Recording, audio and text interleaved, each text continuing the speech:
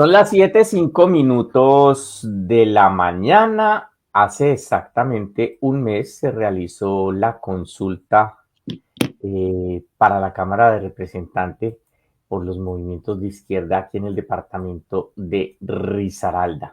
Y pues el que mayor votación obtuvo fue nuestro invitado de hoy, el doctor Fernando Arias Cardona. 4.076 sufragios tuvo a su haber de un total por el partido de 26.111. Y eso pues le da eh, esa cabeza de lista para la Cámara de Representantes. Doctor Fernando Arias, bienvenido, muy buenos días, gracias por acompañarnos.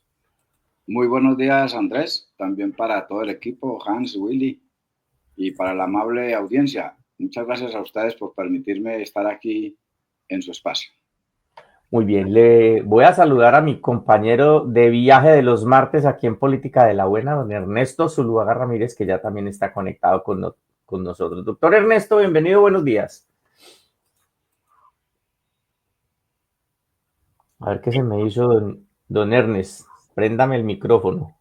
Ahora sí. Don Ernesto Zuluaga.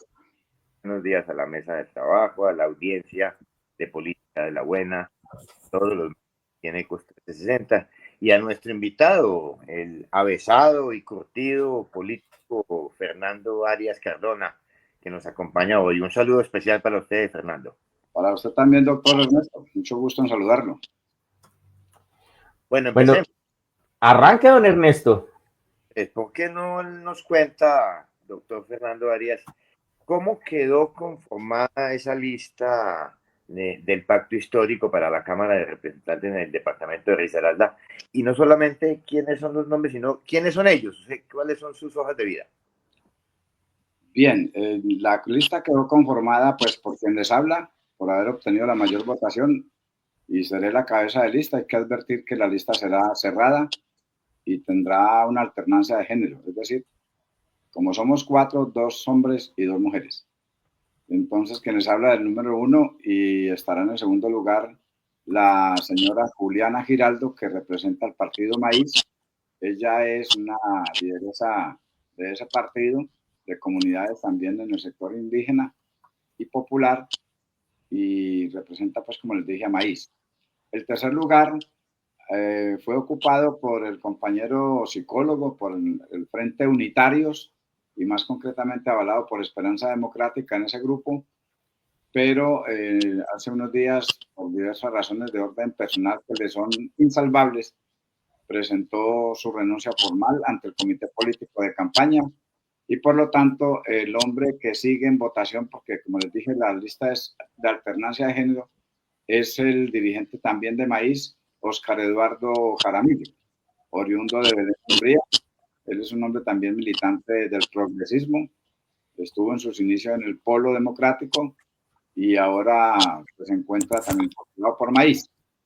Y el último renglón por la lideresa del Polo Democrático Alternativo, que es Luisa Carvajal Mejía, una dirigente, como le digo, de mujeres, emprendedora, con un arraigo popular bastante importante en varios municipios del departamento y especialmente en el municipio de Dos Quebradas.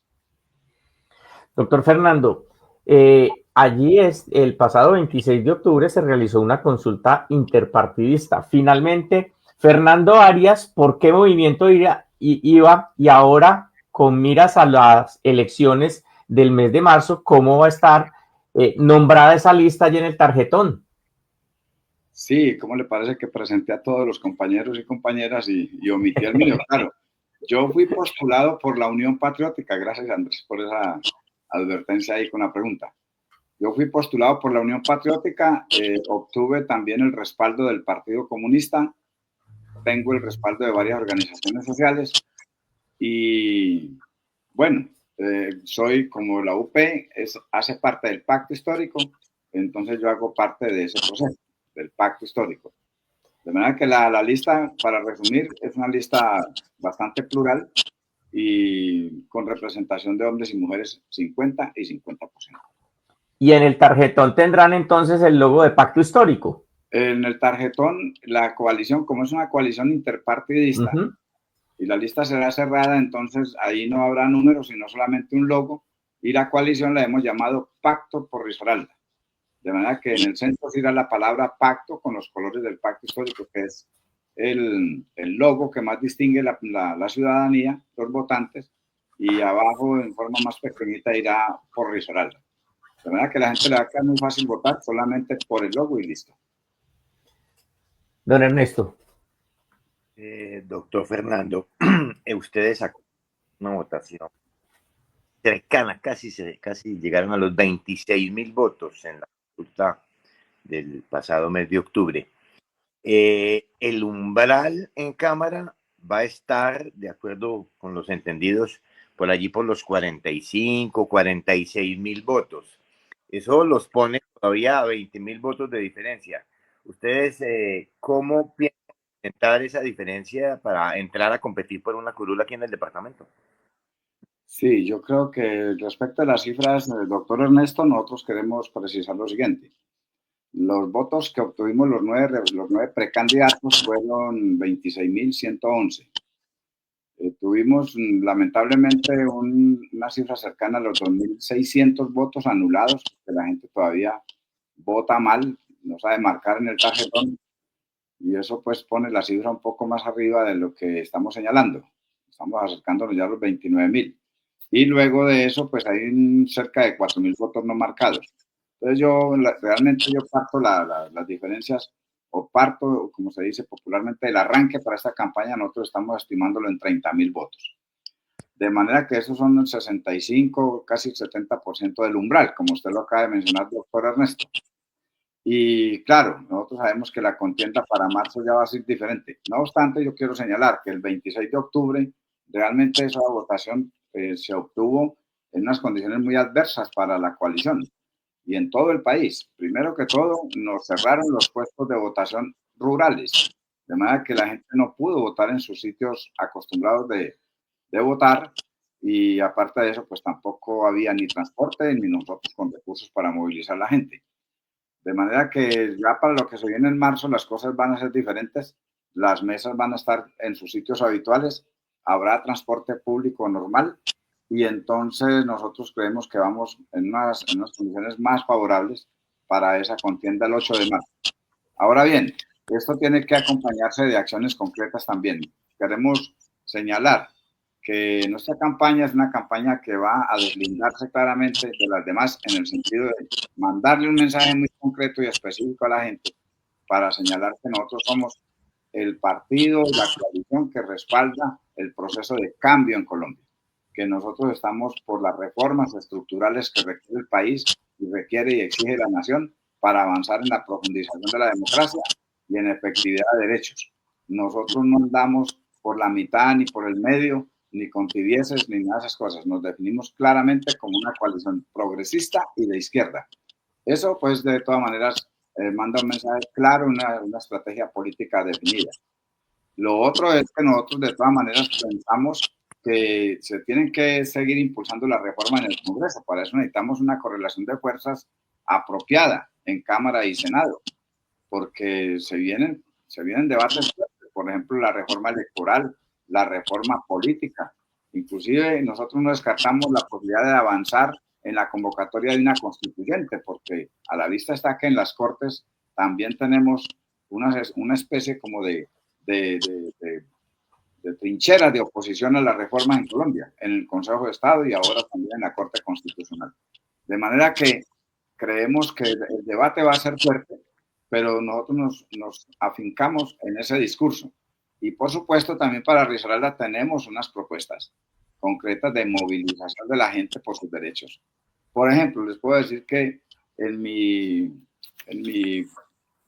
hoja de programa, como yo era el número 8, entonces me propuse avanzar en 8 propuestas para Risaralda, y puedo decirles sobre eso, si me permiten, avanzar en unas 2 o 3.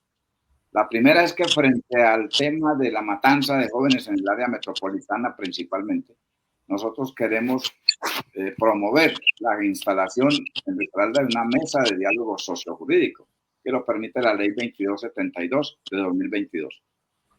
¿Por qué? Porque realmente las bandas están utilizando a los jóvenes para avanzar en sus intereses económicos y hasta de control político posiblemente. Entonces, los jóvenes son los que pagan los platos rotos.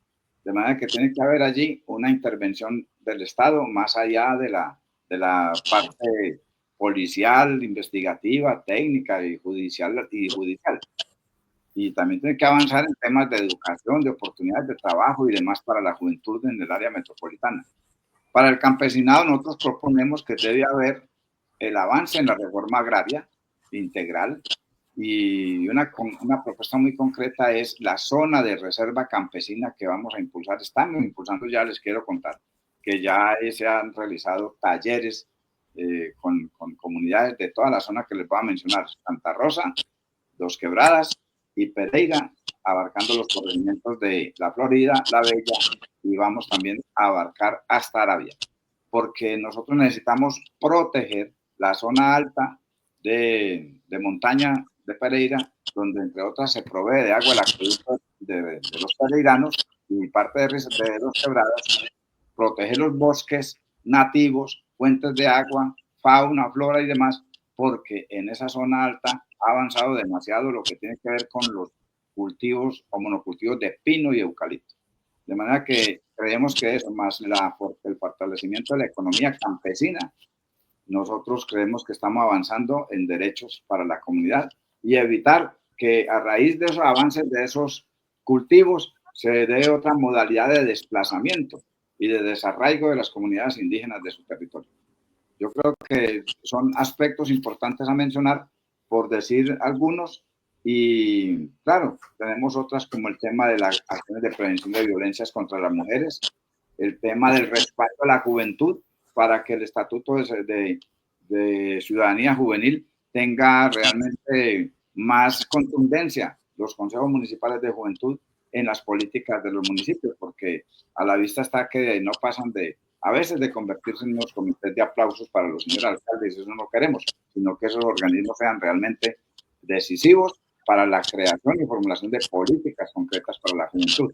Bueno, son algunos de los aspectos que estamos mencionando y ese discurso, esa promesa política, que no es promeserismo, sino promesa política de acción con la juventud y con la gente, las mujeres, los campesinos y los trabajadores, pues creemos que nos posiciona en un terreno de disputa real por la Cámara de Representantes en Venezuela.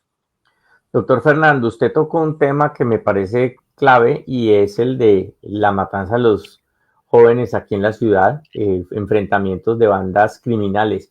Usted, pues, sí, con seguridad tiene muchísimo conocimiento del tema, pues fue director de la Oficina de Paz, Reconciliación y Posconflicto del municipio.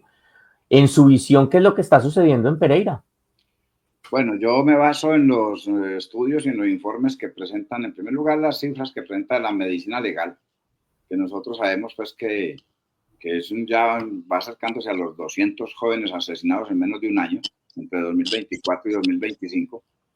Entonces, las cifras son demasiado, yo creo que gravísimas, porque los jóvenes están pagando ahí los platos rotos. Ahora, este asunto de las bandas criminales, yo creo que eso tiene que combinarse de dos maneras. La primera es, como le digo, con unas acciones sociojurídicas que le permitan a la juventud insertarse en las acciones públicas del Estado y con oportunidades de trabajo, de estudio, de emprendimiento, si se quiere también. Y por otra parte, pues que el Estado realmente adelante una acción concreta de intervención de las estructuras que manejan por lo alto estas actividades criminales. Entonces, no puede ser que los jóvenes son los que se matan en las calles y en las veredas, pero arriba, con toda seguridad, la élite de esas cúpulas se frotan las manos amasando sus grandes cantidades de riqueza. Para eso tiene que haber una intervención más contundente del Estado también. De manera que sí creemos que hay allí la necesidad de una intervención integral del Estado, o sea, la nación, con el municipio, con los municipios, con el departamento, la intermediación inclusive de la iglesia. Ahora, esto no es nuevo, Andrés y doctor Ernesto. Nosotros traemos y vemos experiencias, por ejemplo, como los espartanos y los chotas en Buenaventura. Buenaventura. que se han adelantado en Medellín, los otros que se están adelantando actualmente en Barranquilla, ustedes seguramente saben. De manera que en el centro de toda esta política nuestra está una convicción por principio, y es que nosotros estamos por la paz integral y con justicia social en Colombia. No somos amantes de las salidas de violencia ni de tierra arrasada, como se ha acostumbrado en el país en muchos años, y entonces si nosotros partimos de esa base, y Ernesto, qué pena Ernesto decirle así con tanta confianza, Ernesto me conoce desde hace muchos años, desde que él era alcalde y yo concejal, que nosotros somos, por principio, impulsores de la paz, pero con justicia social. De manera que eso indica que debe haber una acción integral del Estado a todo nivel. Ernesto. Cuando ustedes proponen una mesa de trabajo que involucre pues a todos los actores de este problema social, ¿cómo garantizar que se dé esa mesa de trabajo? ¿Quién la debe convocar? ¿Cuál sería el procedimiento para que esa mesa de trabajo salga adelante?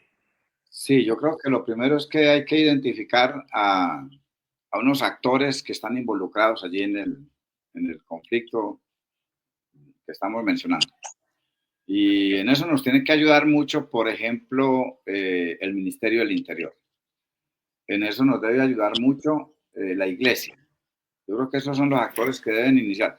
Debe desplegarse una acción desde los consejos municipales y departamental de paz y reconciliación. Como usted lo acaba de mencionar, Andrés, yo fui director de paz de Pereira y como tal me tocó ser el iniciador del Consejo Municipal de Paz y Reconciliación de Pereira. Nosotros formulamos y logramos la aprobación de la política pública integral de paz, reconciliación y posconflicto, que está vigente por el espacio de 10 años, ya vencerán en el 2029 aproximadamente. Y también existe el Consejo Municipal de Paz Departamental, de manera que desde ahí se tiene que hacer un diagnóstico integral en el área metropolitana especialmente, identificar a los actores y pedirle a la iglesia o a las iglesias, porque no solamente es la iglesia católica, sino las iglesias que también nos movilicemos socialmente a enfrentar con toda determinación esta problemática. Ese sería el procedimiento y dentro de poco vamos a empezar a tocar puertas, pero como este tema tiene como tinte del debate político, de pronto se generan ahí unas prevenciones, algunas prevenciones, entonces el asunto se debe mover desde las organizaciones sociales. Y dentro de poco seguramente vamos a tener noticias sobre eso, doctor Ernesto. Muy bien, volvamos sobre el tema de la lista de Pacto por Risaralda, como ustedes la han denominado. ¿Existe una unión monolítica de la izquierda en Risaralda en torno a esa lista?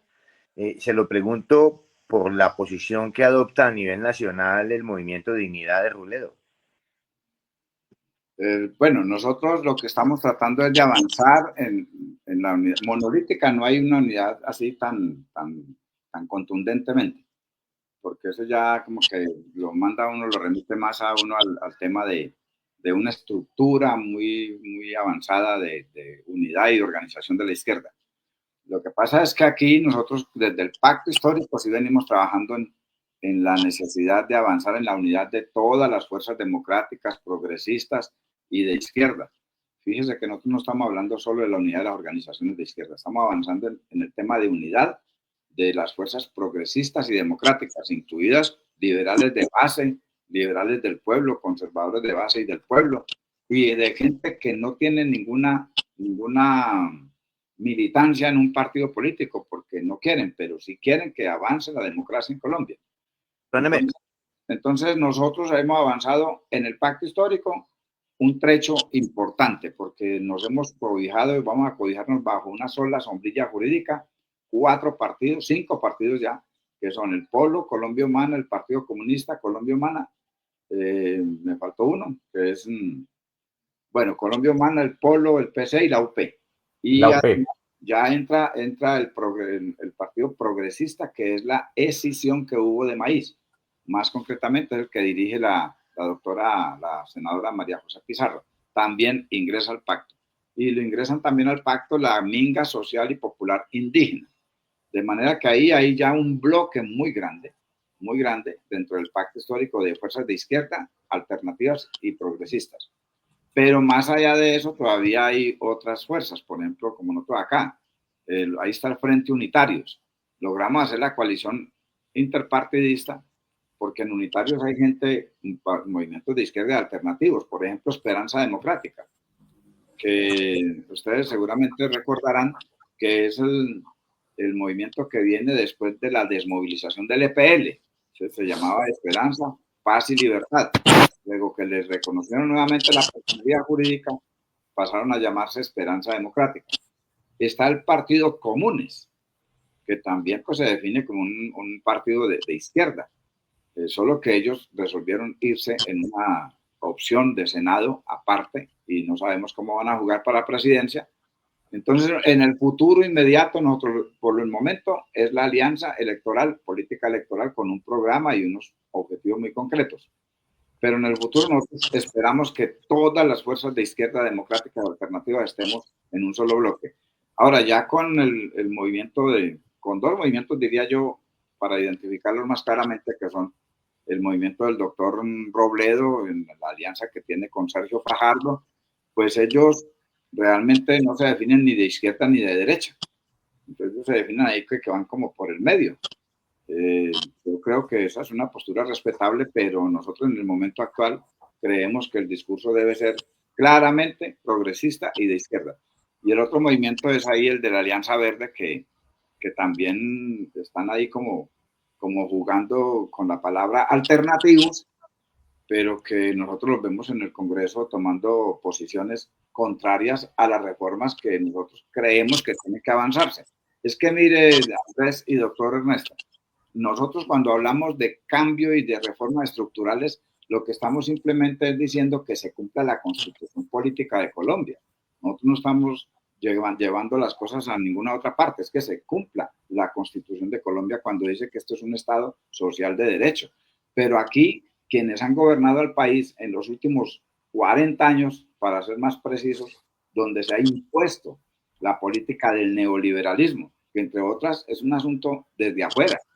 El neoliberalismo nos lo aplicaron el Banco Mundial, la Reserva Federal de Estados Unidos, el Fondo Monetario Internacional, por mencionar el Banco Interamericano de Desarrollo. O sea, organismos internacionales le impusieron a todos los países en vías de desarrollo, incluido el nuestro, políticas, por ejemplo, de restricciones en materia laboral, de privatización de las empresas de servicios públicos, de exenciones tributarias para el gran capital, reducción del Estado al mínimo posible para que el mercado fuera el que entrara supuestamente a regular la economía y supuestamente a regular las relaciones de todo tipo en la sociedad. Y lo que hemos obtenido es que en materia laboral lo que hubo fue rebajas y recortes en derechos. En materia de salud, lo que se hizo fue en estos últimos 30 o 40 años fue entregarle la salud a los sectores privados. Las EPS no tienen realmente una función que cumplir más allá de pronto de actividades que sean de prevención y demás como se pretende en la reforma de la salud, pero es que las EPS realmente se convirtieron en emporios económicos, controlados por familias y por grupos económicos. Nosotros vimos, por ejemplo, que los servicios públicos se le ha entregado paulatinamente al sector privado. En Pereira, el doctor Ernesto, usted sabe, las empresas públicas de Pereira primero fueron divididas en 5 y luego poco a poco fueron marchitadas. Telecom, la empresa de teléfonos, se le entregó también ya, se vendió totalmente. La empresa de energía también se le entregó al sector privado en más del 50% de control real de la empresa. Y el servicio de aseo se concesionó, para no ir muy lejos, en Pereira, el Aeropuerto Internacional Matecaña. Todo eso hace parte de una política integral neoliberal. Entonces, cuando nosotros hablamos de avanzar en las reformas estructurales para el país, lo que estamos diciendo es que todo eso tiene que revertirse. Miren, Autopistas del Café, por ejemplo, una concesión que ahora se pretende que se amplíe a otros 20 o 30 años seguramente. Entonces, yo creo que nosotros tenemos que precisar la situación. Las reformas realmente es para que se aplique la constitución política. en cuanto a derechos sociales, económicos, políticos, culturales y medioambientales para la población. Porque aquí lo que se ha hecho es dejar de lado todo eso en beneficio del capital privado. Doctor Fernando, regáleme un minutico, vamos a hacer una pequeña pausa comercial, cumplimos con nuestros anunciantes y ya volvemos a la segunda parte de Política de la Buena, aquí en Ecos 1360 Radio Digital. Ya regresa Política de la Buena en Noticias Ecos 1360 Radio.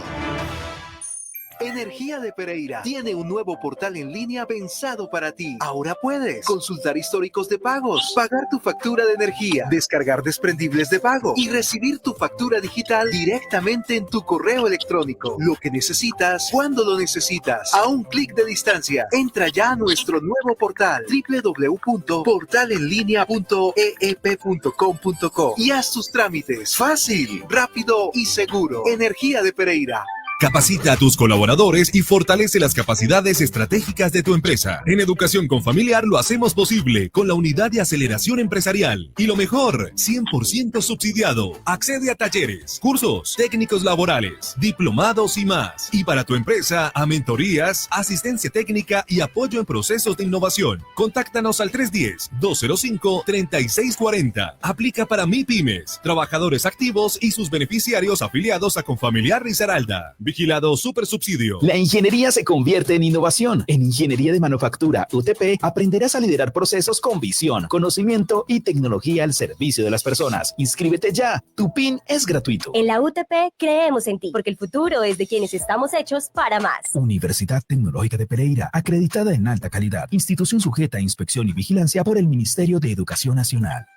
En Risaralda la cosecha nos une. Cada grano de café refleja el esfuerzo de miles de manos y el compromiso de nuestras entidades por una caficultura rentable, segura y digna. Plan Unidos por la Cosecha Cafetera, por la rentabilidad, seguridad y dignificación de la labor. Un mensaje del Comité de Cafeteros de Risaralda. Seguimos en Política de la Buena, en Noticias Ecos 1360 Radio.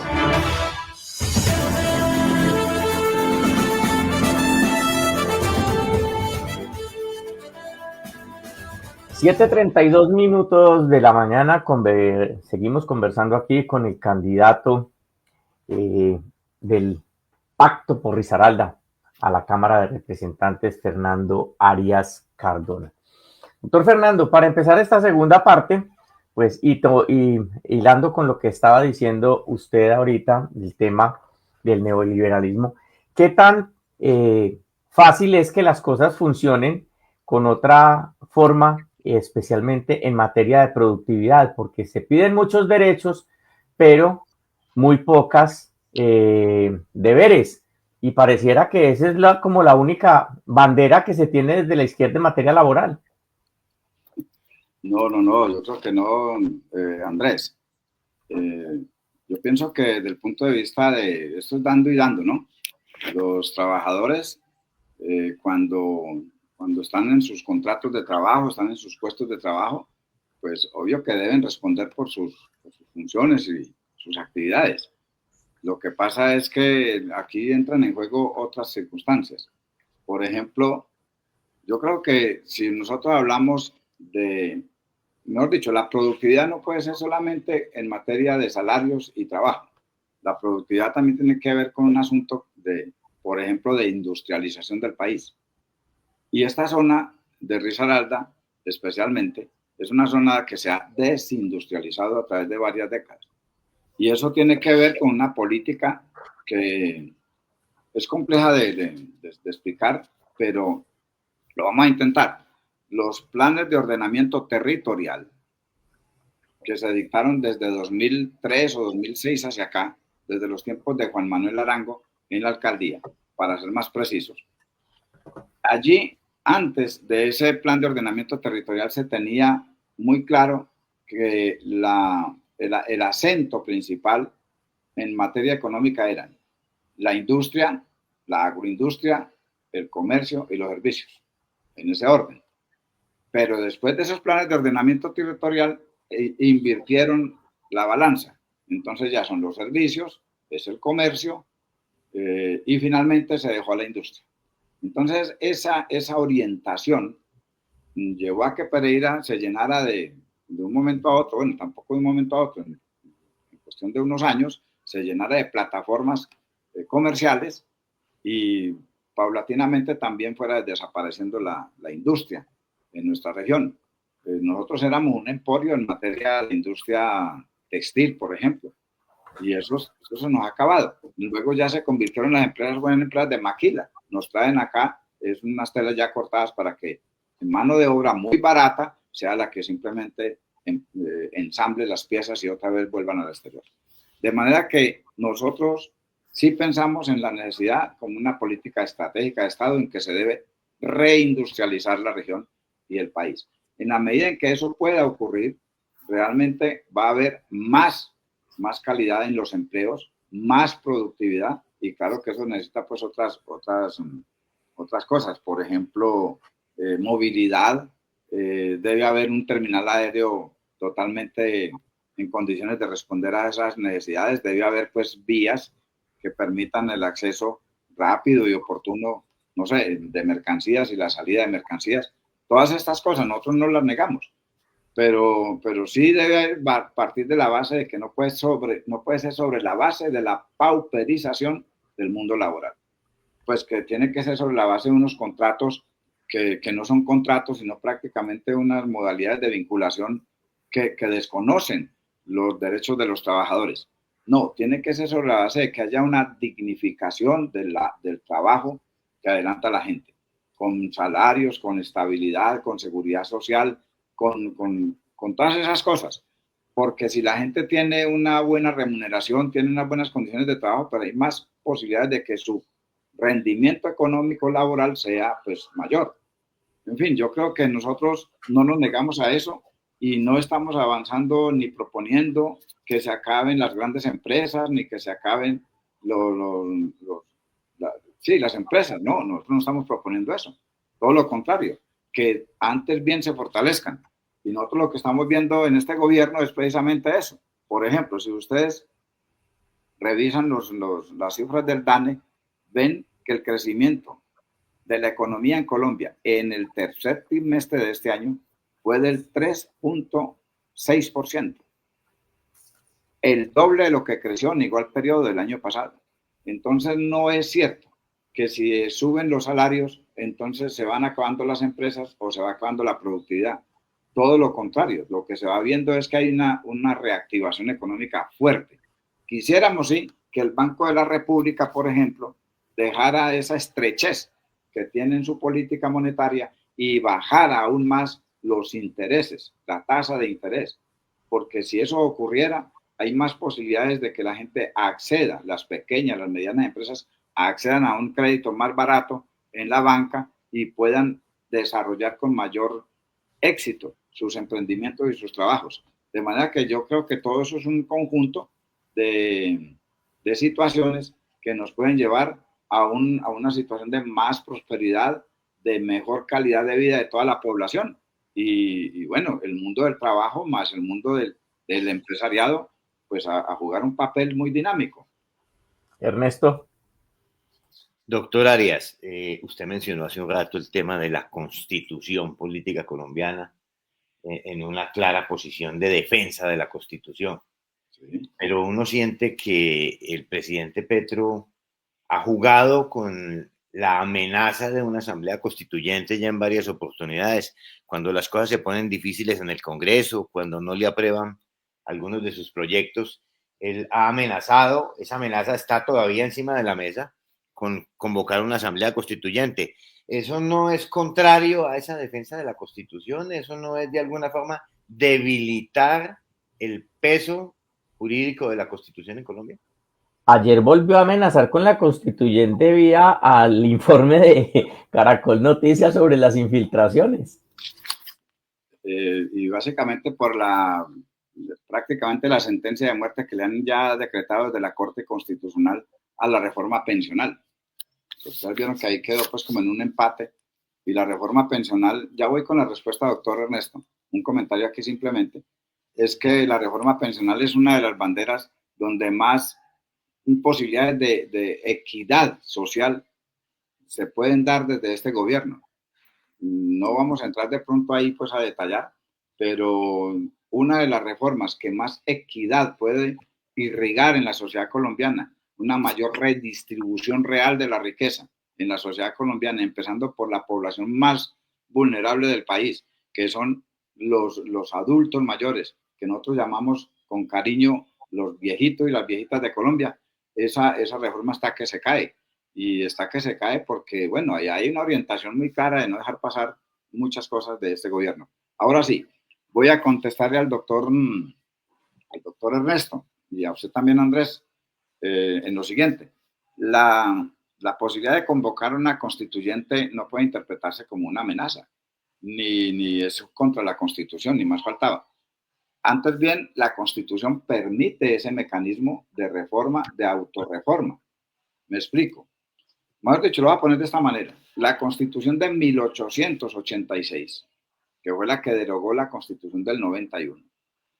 Esa Constitución tuvo una reforma de fondo en el plebiscito de 1957. Recordarán ustedes que fue cuando se impuso el Frente Nacional en una cosa, mejor dicho, increíble, que fue de dos partidos, decir que son los únicos que podían gobernar a Colombia durante 16 años alternativamente.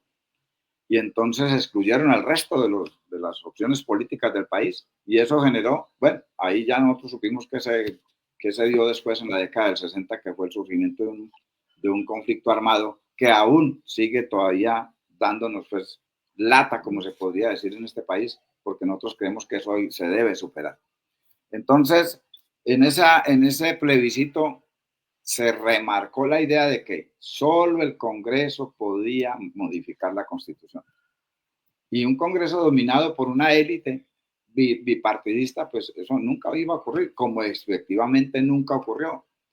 Entonces, cuando se dio la constituyente en 1990, que además ustedes recuerdan que eso fue a través de una consulta, ojo, es que fue una consulta que inclusive casi se cae en la Corte Suprema de Justicia. En esa época no había Corte Constitucional.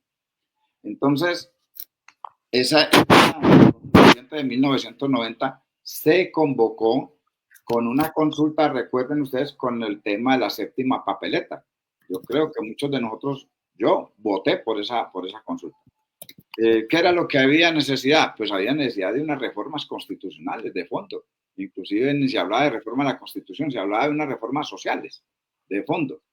Entonces se convoca la constituyente, se aprobó en la consulta de 1990 y se constituyó, bueno, se eligió la constituyente. Esa constituyente nos dio la Constitución de 1991 y ahí sí esa constitución le dijo al país y a la nación y al mundo, esta constitución se puede reformar de varias maneras. Una, por el constituyente derivado, que es el Congreso de la República, que lo puede hacer. De hecho, en todos los gobiernos de aquí para atrás ha habido más de 40 reformas a la Constitución de 1991. Más de 40 reformas. Entonces, también se dijo, la Constitución del 91 se puede reformar mediante referendo o se puede reformar mediante una constituyente. Luego, si las condiciones políticas y sociales indican que es necesario convocar una constituyente, pues no se está haciendo nada distinto a lo que la Constitución permite. Es decir, uno de los mecanismos previstos, más concretamente, si no estoy mal, en el artículo 374 de la Constitución Política. De manera que no es una amenaza, es un asunto que se prevé en la Constitución y claro, lo que pasa es que eso no se puede ir convocando así, digamos, como por deporte, por decirlo más coloquialmente. No, eso tiene que tener un basamento social y político. Entonces, ¿qué es lo que hemos visto en el Congreso, mi querido Andrés y doctor Andrés? Digo, Ernesto. Lo que hemos visto en el Congreso es, por ejemplo, la reforma laboral. Ustedes vieron, pues, que ahí sí, muy olímpicamente, en la Comisión Séptima del Senado, 8 senadores con una mayoría aplicado hacia rajatabla, simplemente dijeron, aquí no vamos a discutir la reforma laboral. Ni siquiera pues una ponencia, nada para llevar a la plenaria del Senado. Simplemente dijeron no se discute y se archiva. Entonces, ¿qué puede hacer el movimiento sindical popular, los trabajadores frente a una semejante esperpento y semejante estropicio como el que se hace contra la democracia en una decisión de esas? Bueno, pues acudir a los mecanismos que establece la Constitución política. Y uno de esos es la consulta popular, que fue lo que nos pusimos a trabajar. Bueno, menos mal que allá al final como que entraron en razón los senadores de los partidos que hasta entonces se habían opuesto a la reforma laboral, reabrieron el debate y finalmente salió la reforma laboral. Entonces, mire ustedes que a veces las cosas se tienen que producir con base en unas causas muy concretas. Ahora, nosotros vemos que, por ejemplo, se presenta la reforma política al Congreso, pues no le dan trámite. Una reforma al Código Electoral, no le dan trámite. Una reforma a la salud, no le dan trámite. Todo lo que tiene que ver con servicios públicos, ahí acaban de enterrar la Jurisdicción Especial Agraria. ¿Cómo les parece? Es que es increíble. Hay un acto legislativo que modifica el artículo 64 de la Constitución en el sentido de entregarle al campesinado colombiano el estatus de un sujeto especial de protección de derechos, que tengan más facilidad de acceso a la tierra, que necesitamos formalizar más de 7 millones de hectáreas que están así sin escritura pública para que lo entendamos más claramente. Y resulta que se va a aprobar la Jurisdicción Especial Agraria y lo que pasa en el Congreso es que no le dan trámite, la cierran, le cierran el camino. Y lo mismo pues pasa con muchas otras cosas, de manera que si al Congreso actual nos atenemos, ahí no va a haber posibilidades de avanzar en reformas estructurales y de fondo. Por eso, si hablamos de una constituyente, no es una amenaza, es acudir al constituyente primario para que el constituyente primario decida. Y eso, pues a mí me parece que es un asunto democrático y está previsto en la Constitución. Eso no se está imponiendo autoritariamente desde afuera, no, está en la Constitución política. Si es un mecanismo de reforma y de participación y de incidencia directa del constituyente primario, porque se va a entender como una amenaza. Además de eso, quiero explicar lo siguiente. Esta Constitución, lo que pasa es que no se ha aplicado. Esta Constitución tiene un elemento que la diferencia diametralmente de la de 1886. En esa Constitución se habla de soberanía nacional, un asunto totalmente gaseoso, inasible, eso ahí no tiene como cuerpo por donde se puede agarrar. Eso se puede interpretar de muchas maneras y al final en nada. Pero en esta Constitución del 91 se establece claramente que el poder público nace del constituyente primario. Es ahí donde nace el poder público. De manera que el constituyente primario no puede estar ahí como un florero en la mitad de la sala, de pura decoración, no. Cuando es necesario convocar al constituyente primario, pues hay que convocarlo. Nosotros lo hicimos así en chiquitico, si se quiere. El 26 de octubre le dijimos a la gente en Risaralda, por favor, ustedes están de acuerdo, vamos a mirar si la lista se conforma 50% mujeres, 7 y 50% hombres, y ese resultado lo respetamos y se va a cumplir. Y eso es lo que nosotros obtuvimos de ahí. De manera que el mandato popular no puede intervenirse como un asunto pues, peligroso, ni más falta. Eso está dentro de la Constitución.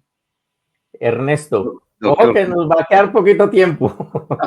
Y le cuento que tengo aquí como 20 preguntas. Hágale, y dependerá del doctor Arias que las contestemos todas. Bueno, le quiero preguntar, doctor Fernando, la democracia colombiana todos sabemos que es frágil, que es una democracia llena de vicios, que la compra de votos es una práctica común en todo el país, que es una democracia cuestionable. ¿Cómo enfrentar esa realidad? ¿Usted está de acuerdo con el voto obligatorio? ¿No sería una forma de buscar que todos los colombianos participaran y que la compra de votos dejara de pesar tanto? Bueno, ya la verdad con esto del voto obligatorio, no, yo personalmente no estoy como muy de acuerdo con eso porque la verdad nosotros preferimos que haya un esfuerzo pedagógico, político, de politización, una opinión política informada. Nosotros preferimos ese esfuerzo a que la gente sea llevada, pues, digamos, porque si no vota, entonces no puede, por decir algo bien extremo, entonces si usted no vota, no puede aspirar a un empleo. Entonces, llevar a la gente a esas condiciones y también daría para que ahí tampoco se asegura nada en materia de que la democracia se fortalezca. Yo creo que no.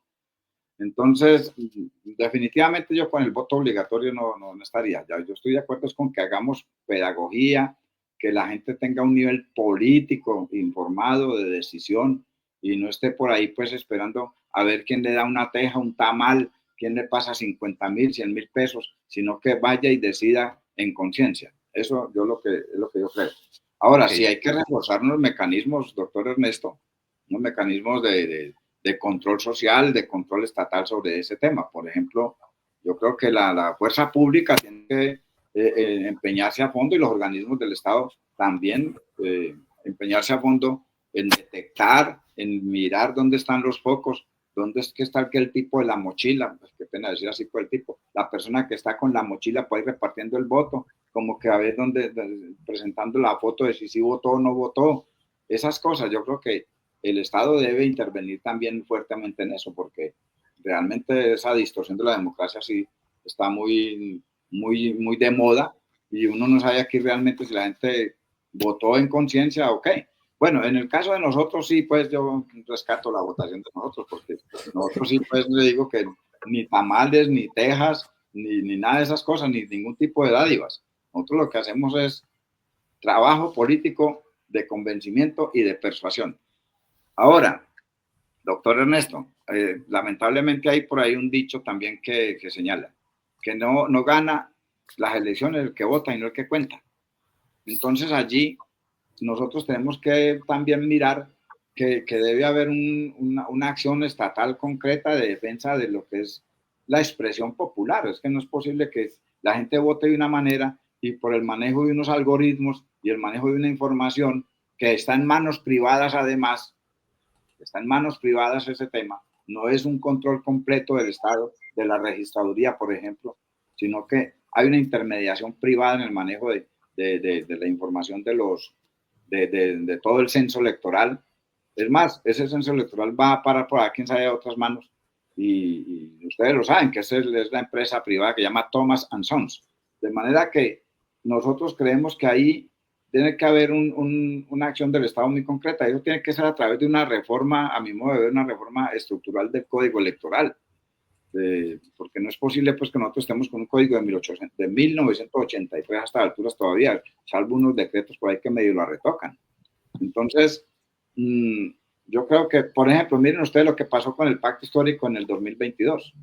El pacto histórico rescató 4 curules adicionales a las 16 iniciales que se dijo que habían obtenido, que además nos tenían muy contentos las 16, pero cuando empezamos a revisarlos, empezó a revisar los E14, se encontró que una cosa decían los E14 en las mesas de donde se hizo el conteo inicial y otra cosa decía el formulario que llegó a la registraduría. En ese camino, en esa intermediación, se desaparecieron casi 500.000 votos. Cuando se rescataron, vinieron 4 curules más del pacto histórico.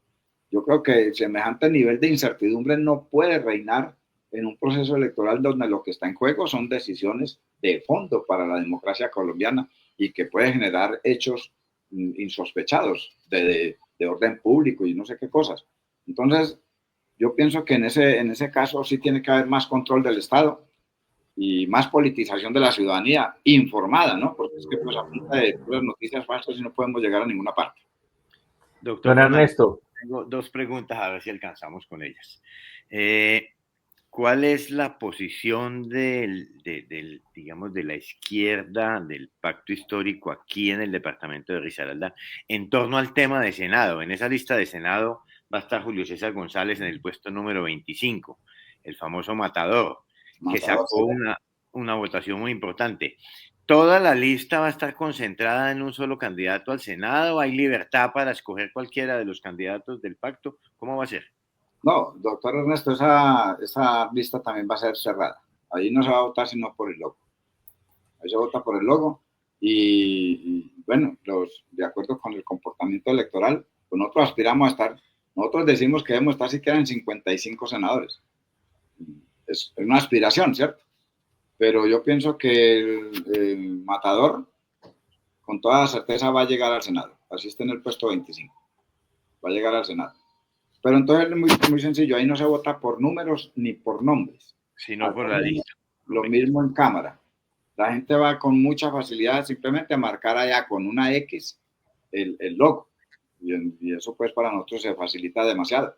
Y la gente allá cuando llegue al cubículo, puede que le hayan dado 50.000 pesos, puede que afuera le esté esperando un tamal, que tenga muchas ganas de comérselo, etcétera. Pero en el cubículo la gente va a pensar, aquí realmente esto apunta a tamal, esto no se va a cambiar en el país, necesitamos hacer acciones de fondo y radicales. Bueno, Don Ernesto, una más. la posición en general de la izquierda es monolítica en torno al tema del gobierno de Gustavo Petro.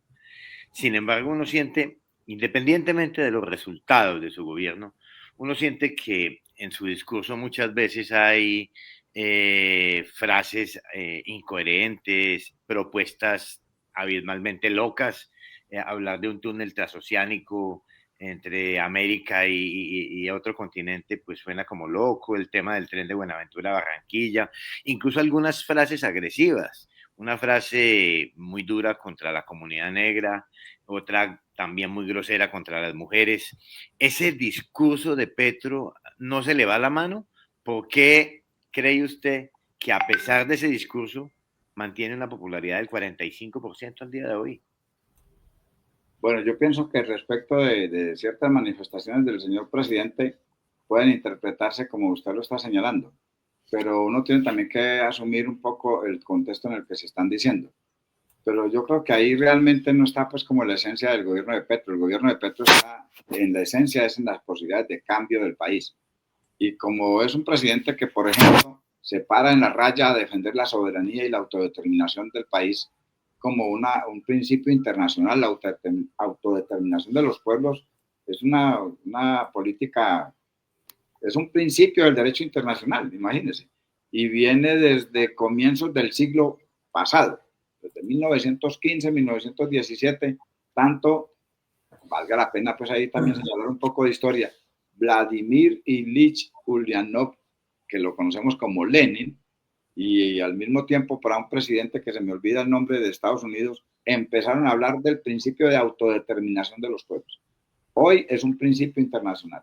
Y nosotros, en Colombia hemos visto, en Colombia y en América Latina, en todos estos países hemos visto, pues, desde los Estados Unidos se nos quiere tratar como si nosotros fuéramos una mansedumbre de la Casa Blanca. Y no puede ser que nosotros nos dejemos tratar de esa manera y agachemos la cabeza. Entonces ven a un presidente que se le para en la raya al señor Donald Trump y le dice, si usted me va a mandar a los nacionales para acá deportados, pues bueno, nosotros los recibimos, los vamos a recibir inclusive con cariño y les vamos a dar la acogida que correspondiente como compatriotas que son, sin mirar su religión, su política, etcétera, etcétera.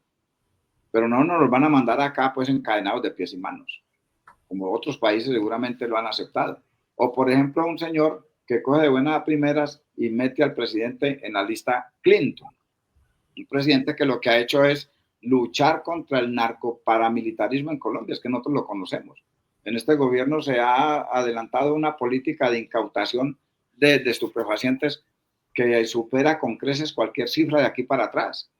Entonces, ¿cómo es posible que este presidente, nosotros lo que sabemos que hay ahí es una agresión personal contra el presidente de Colombia, y como es el presidente de Colombia debemos asumirlo como una agresión a la soberanía del país y a una actitud grosera con la nación. Entonces, no puede ser que mucha gente se frote las manos porque Donald Trump está haciendo esas cosas o está asesinando gente en el Caribe por sospecha que ahí en una lancha van de no sé cuántos kilos de cocaína. Pues una cosa increíble, como un presidente de estos se da lujo de ordenar asesinar gente en alta mar simplemente porque cree que allá va droga. Entonces, ¿dónde queda el derecho internacional? ¿Dónde queda el derecho a la vida? ¿Dónde quedan los organismos internacionales? No, se impone la fuerza, se impone la muerte por encima de cualquier cosa.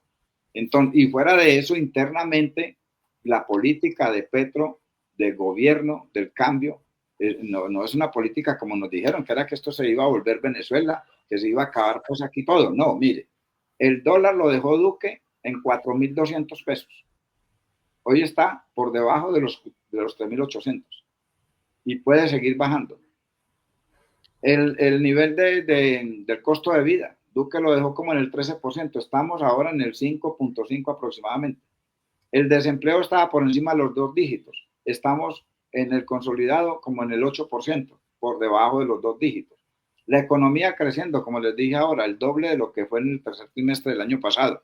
Vamos a estar cerca del 3% general consolidado en el año 2025, que supera en mucho los cálculos hasta del Fondo Monetario Internacional. El crecimiento de la producción de alimentos en el país va en ascenso. El turismo es uno de los renglones de la economía que más divisas le da al país. Entonces resulta que los viejitos y las viejitas pasaron de recibir 80.000 a recibir 230.000 ahora a partir de octubre. ¿De acuerdo?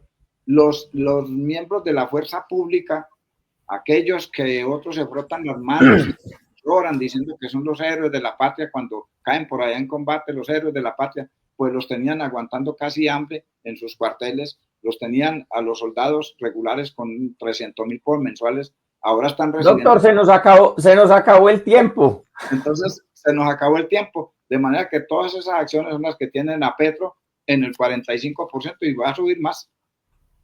Bueno, esa será una discusión para este proceso político que se nos avecina. Doctor Arias, muchísimas gracias por acompañarnos. Un feliz día. No, muchas gracias a ustedes. Feliz día. Muy bien, 8 en punto de la mañana cerramos nuestra emisión de hoy en Política de la Buena. A ustedes, amables oyentes, por estar en sintonía, muchísimas gracias. Yo los dejo con mi compañero Willy Salazar y toda la mejor música aquí en las plataformas de Ecos 1360 Radio Digital. Feliz día para todos.